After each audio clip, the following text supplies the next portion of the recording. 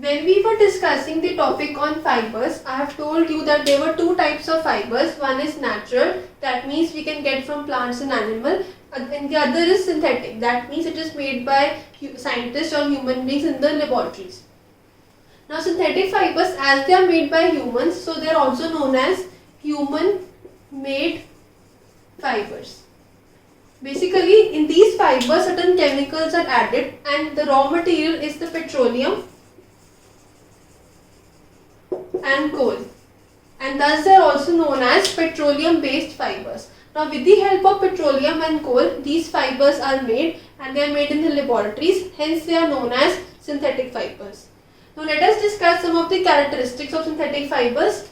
The first characteristic is that they are easy to clean. That means if you have certain stain on this type of cloth, it will be removed very easily. You do not have to put in some extra effort, like in the case of cotton or in the case of silk in the natural fibers. So they are very easy to clean. The next advantage is that they dry quickly. As compared to natural fibers which take a longer period to get dry, on the other hand synthetic fibers get dry very easily and they are easy to clean.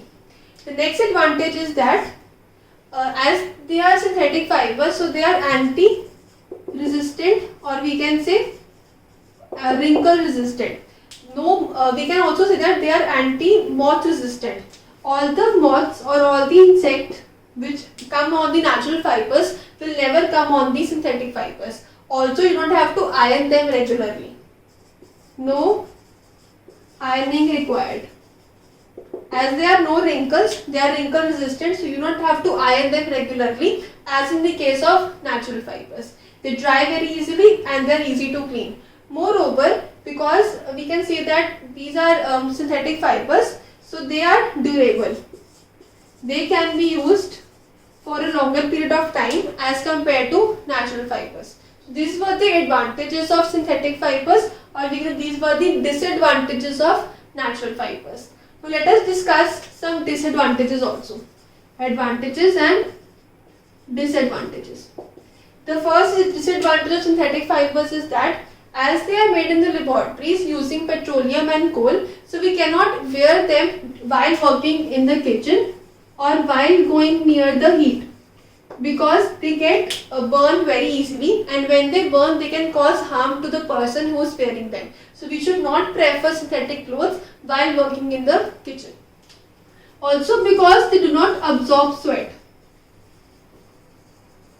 Because they do not absorb sweat, so they are very uncomfortable when we have the summer season, as we prefer cotton in summers because cotton absorbs sweat, and we don't prefer synthetic fibers in the summer season.